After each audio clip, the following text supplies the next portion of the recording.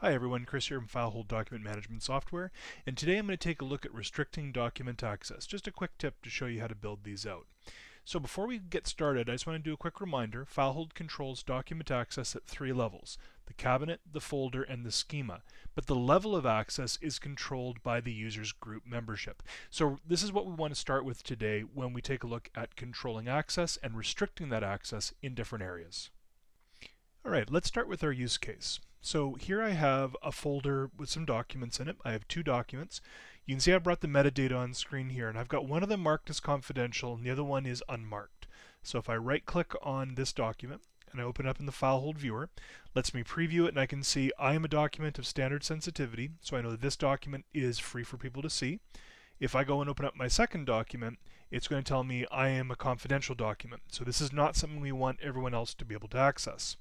Now for our rights for this area, if I go into my access control in the folder in the cabinet, then I can see that the HR group has publisher and delete rights in here. So anybody who's a member, and if I go into my effective permissions, I can see these are my users.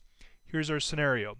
Let's say Herb, for whatever reason, should not have a right to get local copies of any sensitive documents. So if it's a classified document, it's a sensitive document, if it's a document we don't want Herb to be able to download, then we need to be able to restrict Herb's access to this.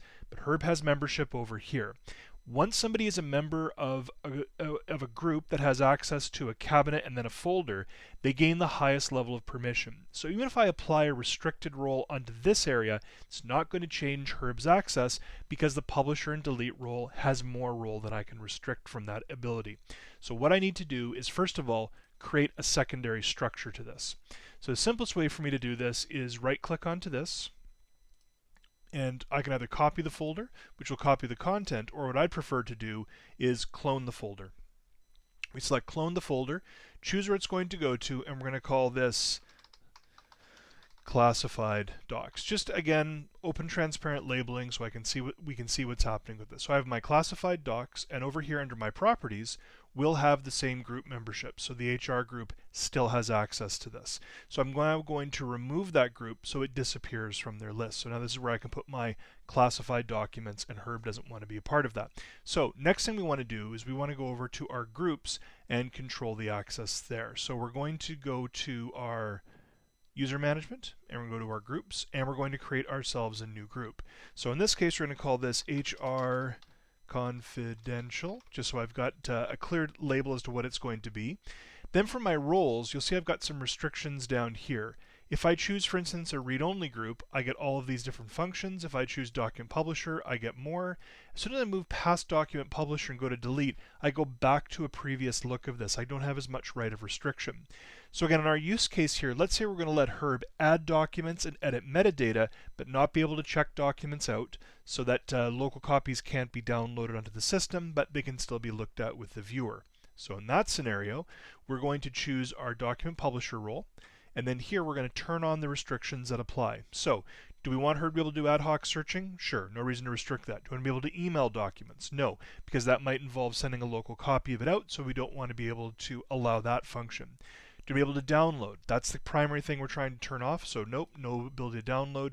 Do we want to be able to print documents? No, we just want to be able to look at it within the viewer, so we're going to keep the viewer accessible. So now that we have our settings here, we want to add our members. I'm going to go into add members. We're going to look for Herb, select Herb's name off the list, and say add. And now we can say OK, and we've created our new group. So we now have our new restricted group. We have our classified document folder. So first thing I want to do is I want to isolate this document from over here, and we want to move it into that folder. Because I'm using the desktop application, that's fairly simple. I can just drag and drop it over to there, and it's done. If I was using the web client, I might have to use the move function. Same idea. So now I've got my classified documents. Here's my area. Next thing I have to do is grant permission for that group to be able to see this document type, this HR sample documents. Remember, in order to see a document, you have to be able to see the schema. So that's the first thing we're going to turn on. Going to go over to our HR sample documents, and then from here our membership, and scroll down until we get to our HR confidential group, and we're going to add that group. That grants that group access to this area, and we're going to say OK to that, and we're going to close this out. Now, granting schema only means the schema is visible in the library, but we still need to share the library objects.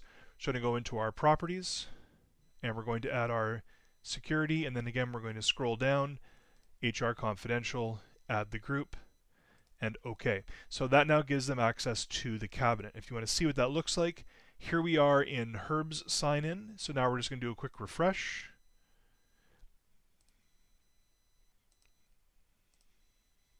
And we can see the original document area, but we can't see the new area that we've created. So now we have to grant permission to that. So now we're going to go into our folder. We're going to go into our properties and security, HR confidential, add the group. Perfect. So now Herb should have access to this area. So as an administrator, if I select this document, I can check it out, I can get a local copy, I can delete it, I can do all of those functions.